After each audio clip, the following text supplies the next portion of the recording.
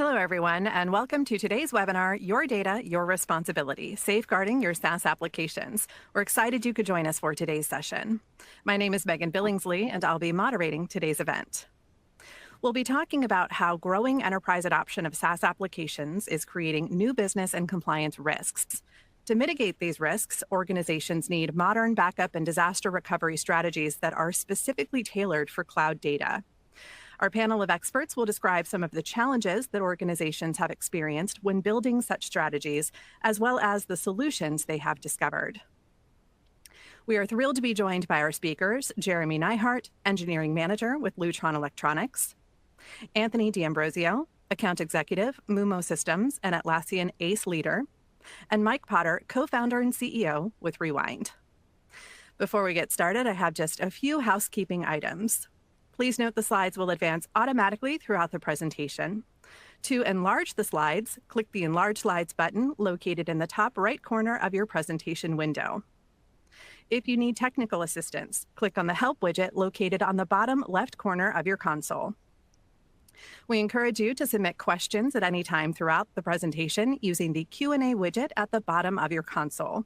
We will try to answer these during the webcast, but if a fuller answer is needed or we run out of time, it will be answered later via email. Please know we do capture all questions. So to kick off, I'd like to ask each of our speakers to provide a quick introduction of themselves and their work. Jeremy, would you like to go first? Sure, thank you.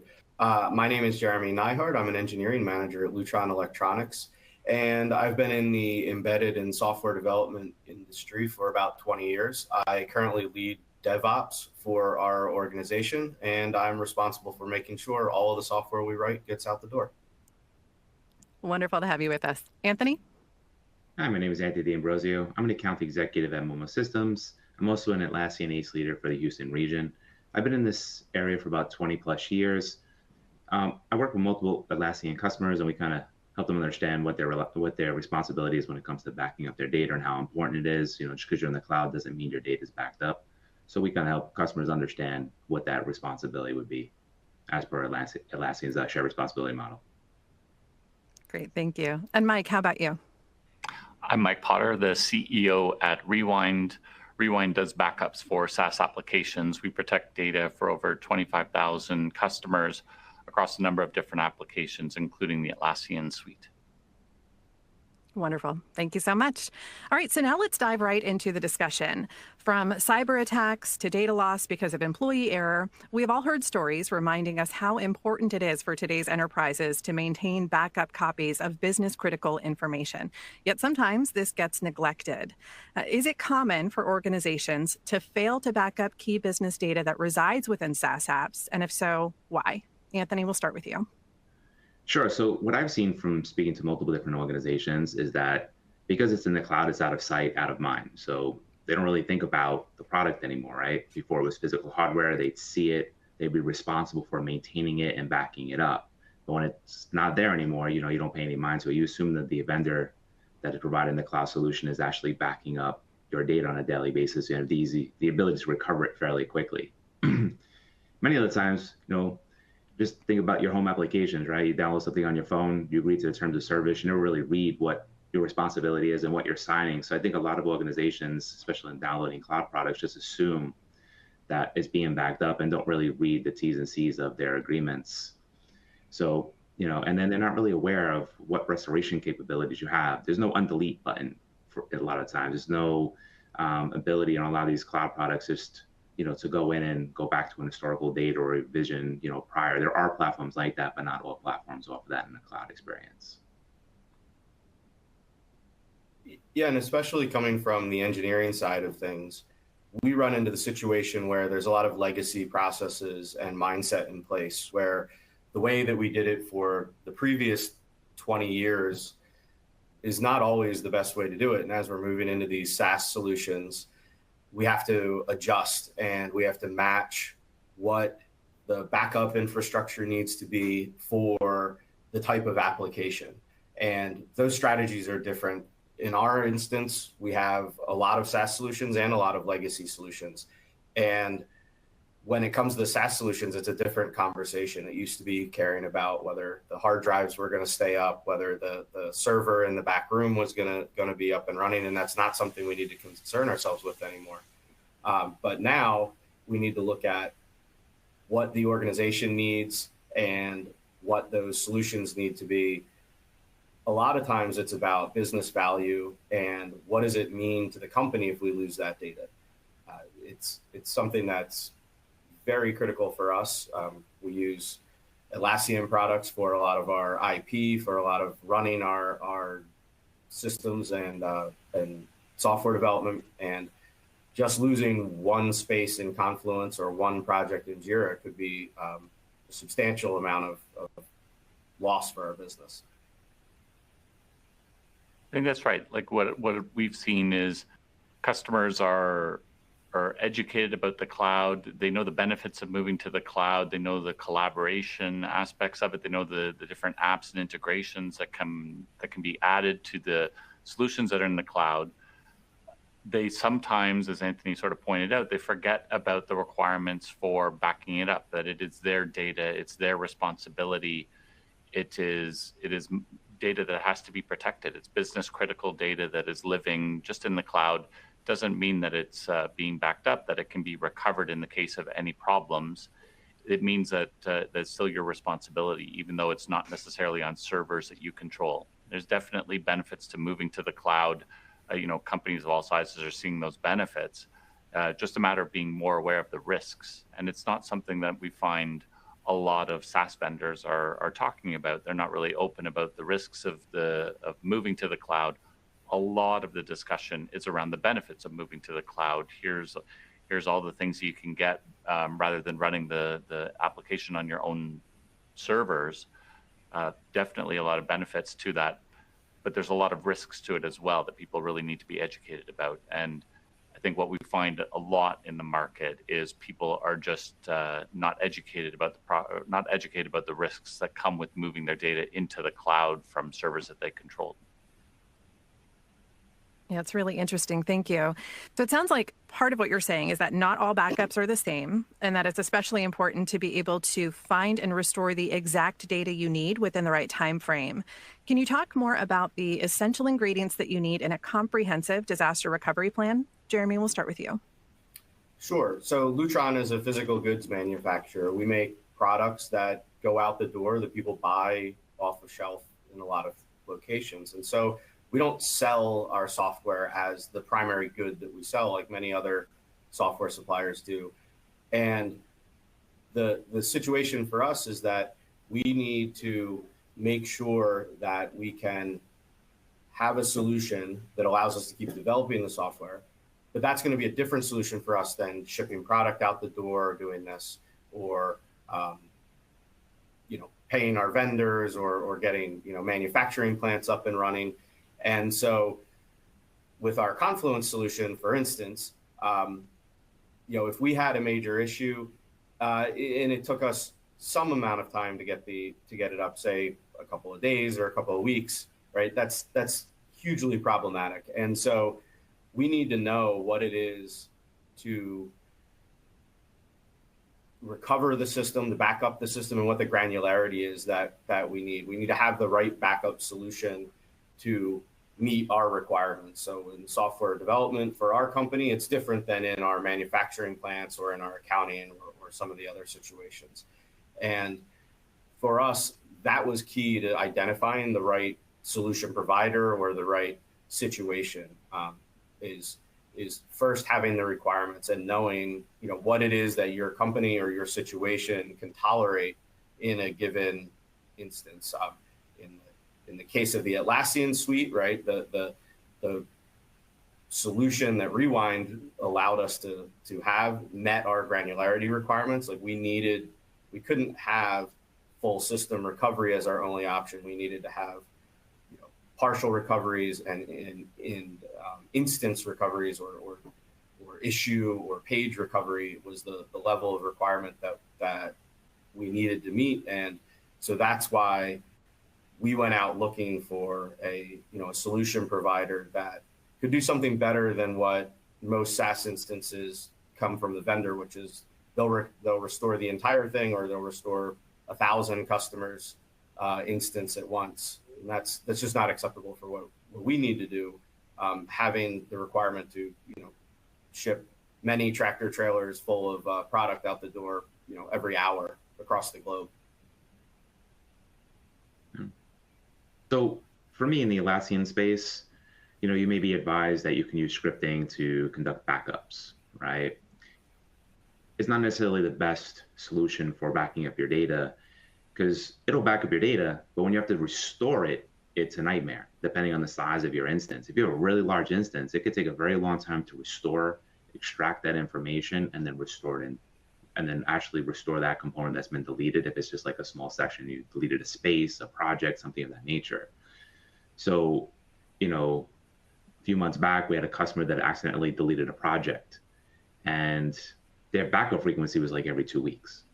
So when we're assisting them with restoring their data, it took us like 20 something hours just to get their data restored and extract that project and then restore it into their production environment. So it's a very time consuming process to get that data restored for them. And, having a solution like Rewind, where you can back up your data, set the frequency extremely, on a daily basis or, on a very frequent basis, it decreases the issues where you lose data that's, in 2 weeks, you can add a lot of data, things can change, right? And, like I said, because an organization is not really responsible for maintaining that hardware, a lot of times they assume that they don't have to worry about backups, right? Cloud solutions do have some backups, but most of the times it's on the entire tenant. It's multiple organizations' data. So they're not going to, it's not a restore process just for your specific organization. And that's, where Rewind comes in and addresses that need for customers. I think, like what Jeremy was saying, you need to define the objective, the recovery time objective that you have for your business. Every business is different. Every business has different levels of risk that they're willing to take on. As a business, I think the first thing you need to do is define what is the level of risk that we're willing to take, and what's the level of risk we are willing to take with the data that we have in the cloud. Once you've determined that, you can come up with a plan on how are you going to safeguard your data, what's the proper ways. Anthony kind of mentioned there's definitely options available in terms of scripting, in terms of building your own solution, in terms of relying on the output of exports, for instance, from some of the vendors. But you have to be aware of the consequences of some of those decisions as well, that if you're relying on scripting, if you're relying on an export where you have a copy of your data is not a backup of your data. There's a difference between a backup application and having a copy of your data. A backup application is going to bring that data back the way it was before the problem happened. A copy of your data is going to leave it up to you to figure out how do you get this data back to the way it was before that issue happened. And it's really a matter of what the business is comfortable with. A lot of companies that we deal with have internal compliance requirements. So they have internal standards that they've set where they say, we need a backup for every application that we're using. And then they come looking for a solution like Rewind. Others are trying to deal with external standards like SOC 2 or ISO 27001, where they are required to have a backup for some of the systems that they're using. And they're coming to us to ensure that they're complying with those regulations. It's really a matter of first defining the risk that your business is willing to take, whether there are compliance aspects that you need to maintain, and then figuring out a solution that's going to make sure that you're in compliance with all of the requirements that you need and all of the internal and external standards that your business is required to comply with. Great, thank you. And Mike, just to kind of follow up on that, is it more difficult nowadays than it used to be to build a comprehensive backup and recovery plan, especially now that most companies are so heavily dependent on cloud solutions? It's definitely more difficult, I think, than it used to be because software is updating on a regular basis. With the movement to the cloud, you've got companies that are releasing software multiple times a day. We release software multiple times a day. It is constantly being updated. It is constantly being improved. Whereas in the old days, you had software that was installed, that was shipped, and the updates were less frequent. As a result of those updates, the data that you are backing up, the APIs that you're accessing to get to that data, they're changing all the time. And so building a backup solution for a SaaS solution is an effort of not just building it once, but having to maintain that code and handle any updates that the platform that you're backing up creates. Once you've handled the data ingest, you now also need to figure out, okay, how do we get that data back? You may have backed up a piece of data on an older version of an API, and you're trying to restore it to a newer version. Now you have to build sort of a translation layer so that it can go back properly in the way it is. It is a very significant effort to build a backup solution that is able to recover data quickly and properly to SaaS solutions. I think that's why we see most companies looking for third-party companies who are experts in it rather than trying to build their own solution. Yeah, when we moved to the Atlassian cloud from our self-hosted instances, we had to do all of that. We had a infrastructure that was primarily backed up and restored and controlled by our IT system. And when we went to cloud for Atlassian, our DevOps organization took over responsibility for that. And we hadn't had to deliver a recovery plan of any sort. We had to develop that from scratch. The good news was that because our company has very heavily invested in our ISO certification, and we're in the middle of developing our SOC 2 compliance plans, we already had some requirements in place, but we still had to flesh out how do we do this and how do we achieve it in a SaaS environment.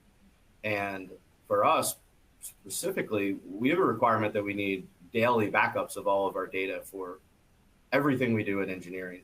And that's just not something that's feasible with most of the options that are out there.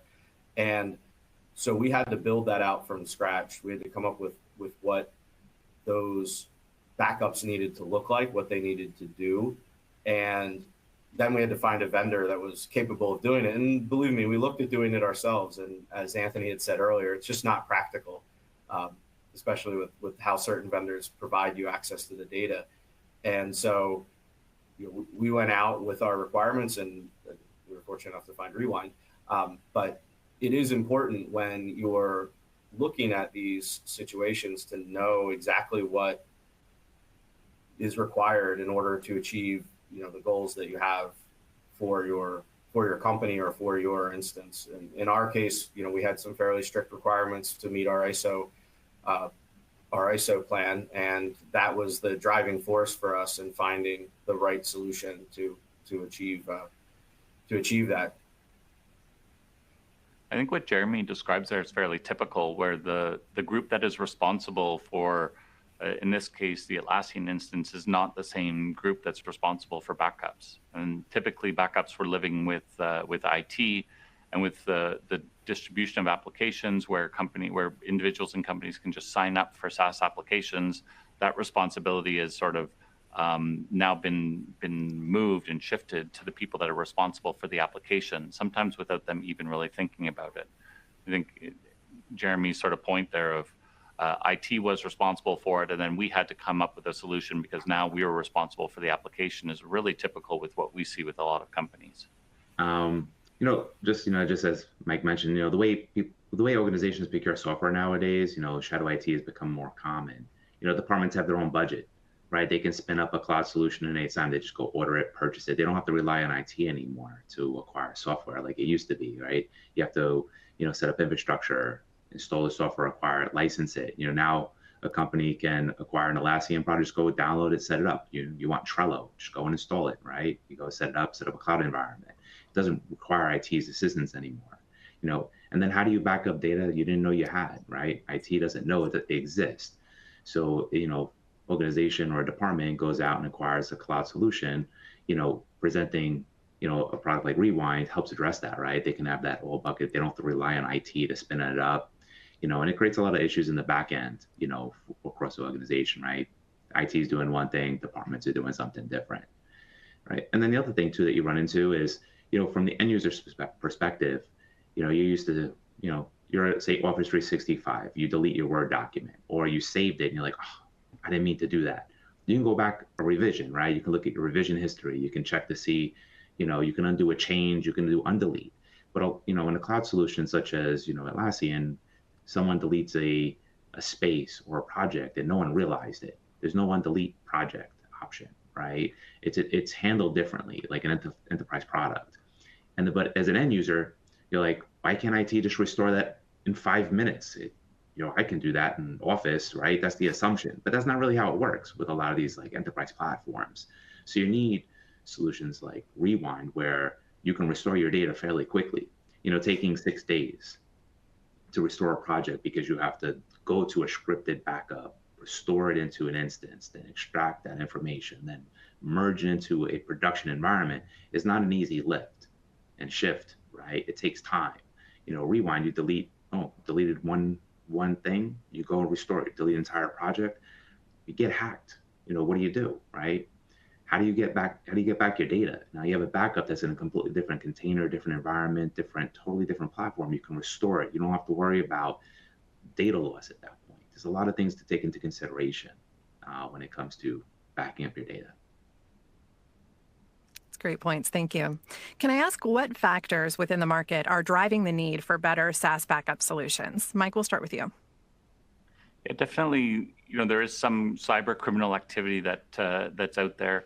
I would say what we see in some cases are organizations that are taking control of accounts. Ransomware is not really an issue with SaaS applications because they're not network connected.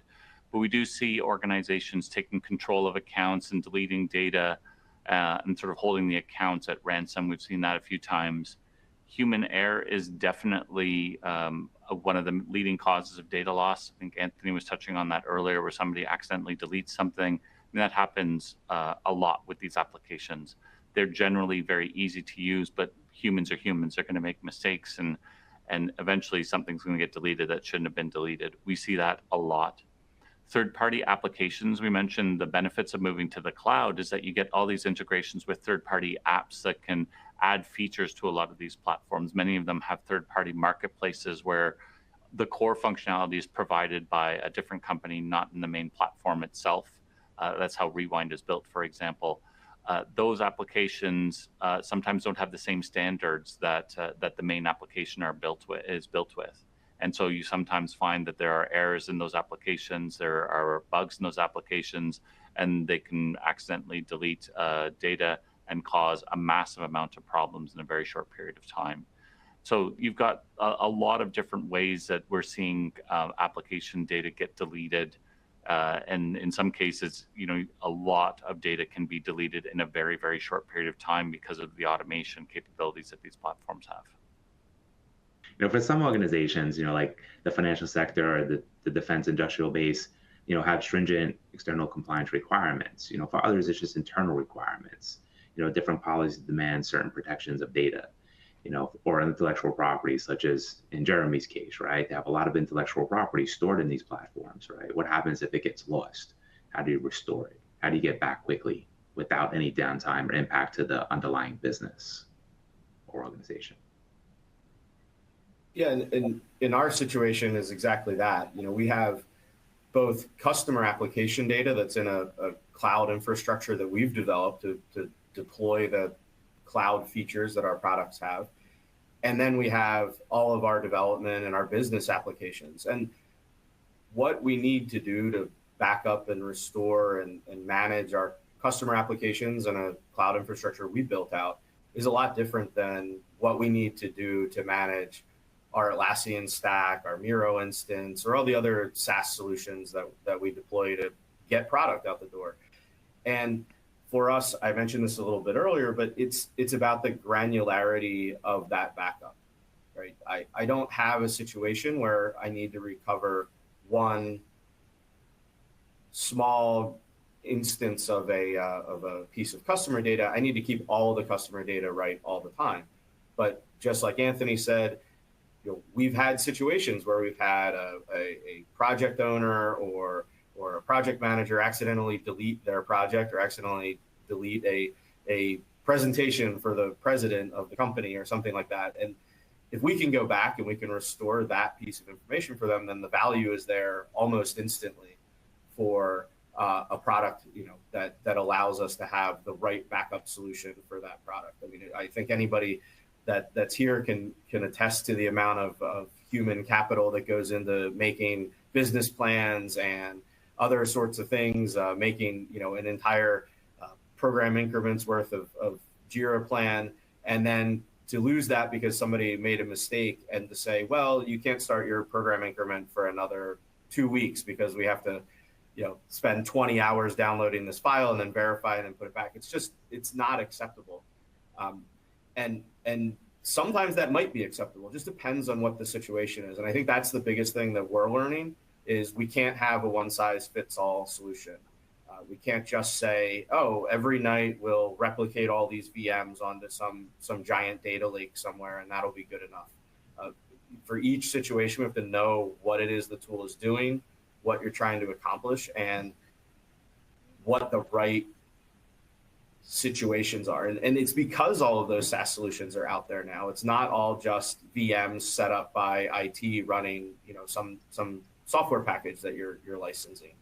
And it's an opportunity to do things the right way and to not force yourselves into a situation where you are over restoring or over backing up or under backing up. You're getting the right solution for the problem at hand, and that's key to what we're finding with all of the tools that my team manages. A lot of the things that Jeremy's describing are reasons that companies come up with internal policies, and that external policies like ISO and SOC 2 exist, is to make sure that that companies can't experience that disaster that we're describing based on employees making a mistake. And so a lot of what's driving the discovery of SaaS backup tools is really related to compliance and making sure that you're complying with internal and external policies. That's great. Thank you. Just to kind of follow up on that as well, is there a better way to safeguard business critical data in today's cloud-centric computing ecosystems? What should people be looking for in a backup solution? Jeremy? So at our company, we have a mantra that we use for a lot of things. This is, we do what we do well, and we'll pay people to do what they do well. Like I said, we're a physical goods company. We make dimmers and shades and lighting controls. We do that better than anybody in the world. We're not a sophisticated backup system company, right? We don't have that domain knowledge. We don't have that experience. We don't have 25,000 customers that are using our individual, home-brewed version of a backup. So we don't know all the pitfalls, right? We don't have time to learn that. I can't hire 20 or 50 or 100 developers just to work on a backup solution.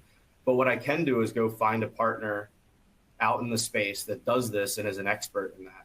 And the value is there because no matter what the cost is within reason, they're going to do a better job of it than I will. I would do a better job of making dimmers and shades and lighting systems than most of our vendors would, all of them, I would hope. And so for us, it's about finding a partner that knows the area that they work in and knows how to solve a lot of problems that we wouldn't even think of. And for us, that was a key decision in driver and which partners we choose with our solutions, backup and anything else. I think Jeremy brings up a good point there, that the size of the backup vendor really does matter and how many customers they have.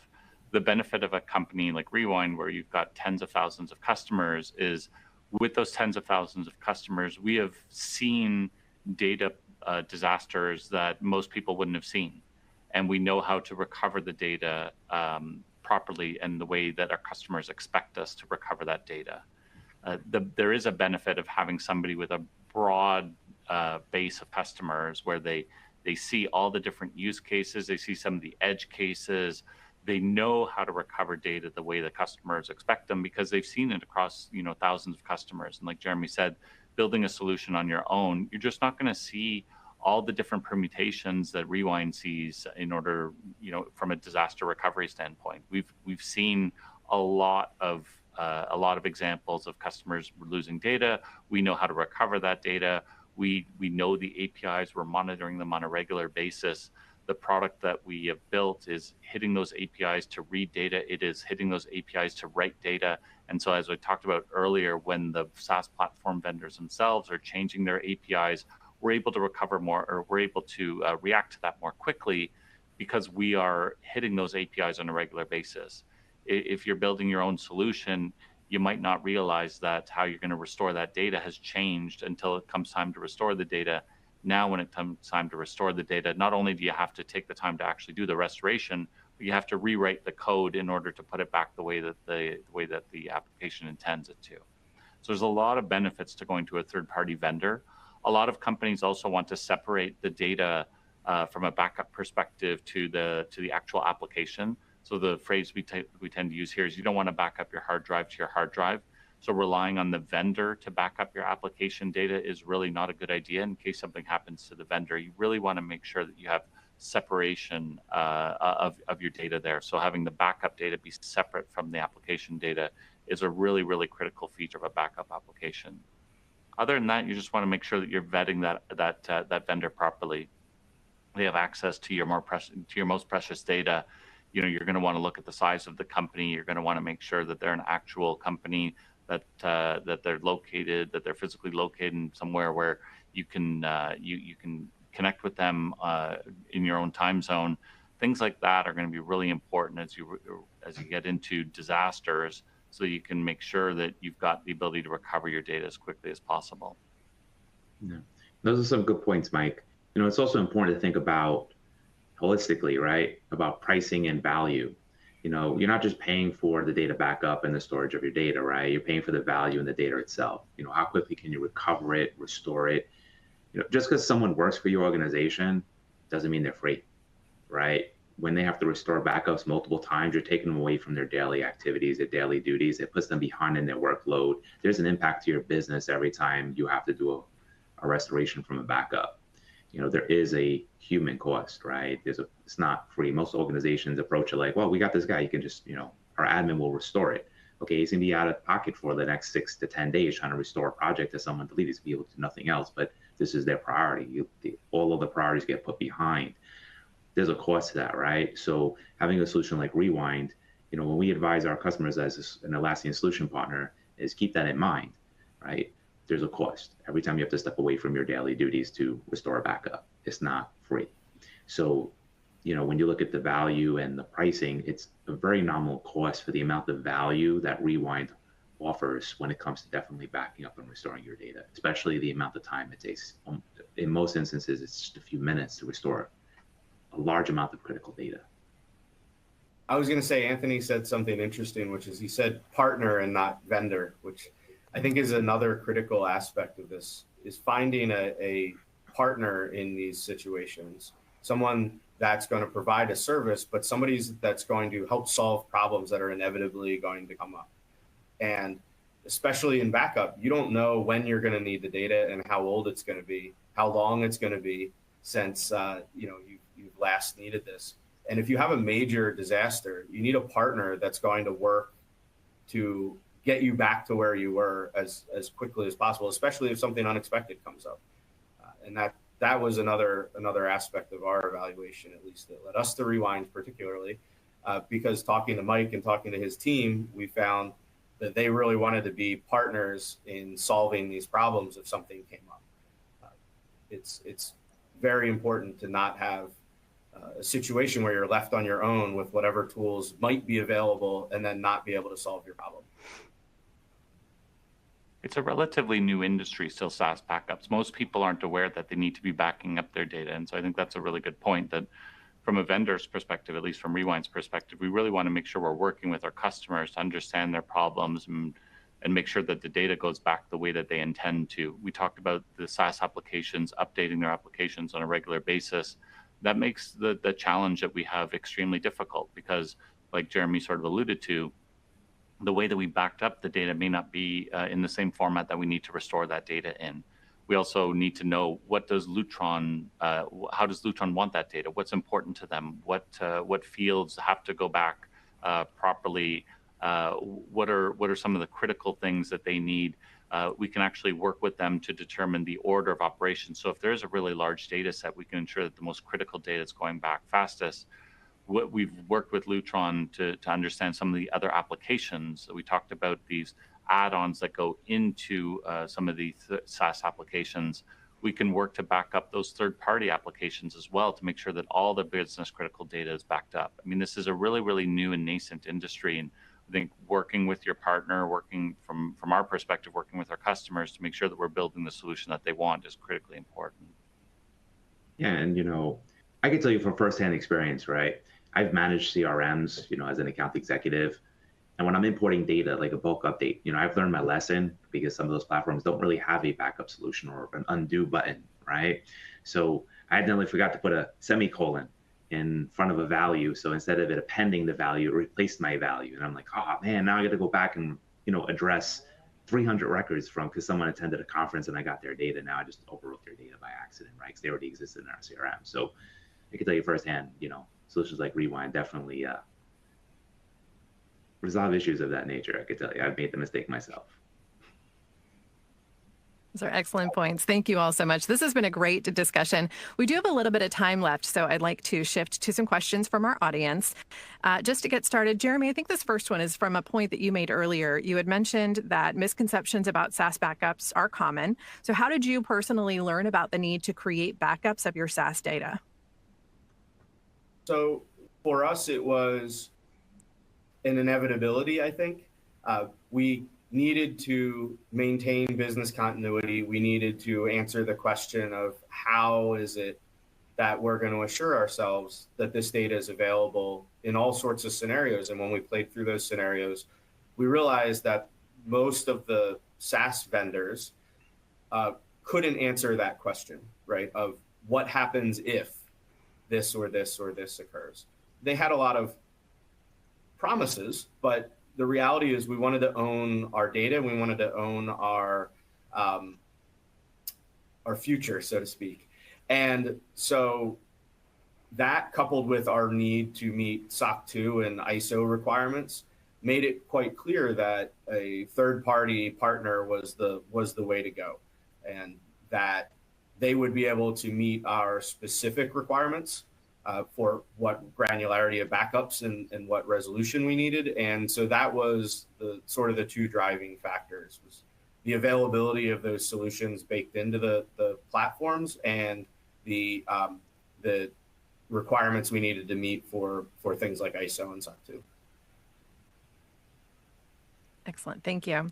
Next one here is about Rewind specifically. So Mike, can you provide some examples of regulations whose compliance requirements Rewind can help you meet?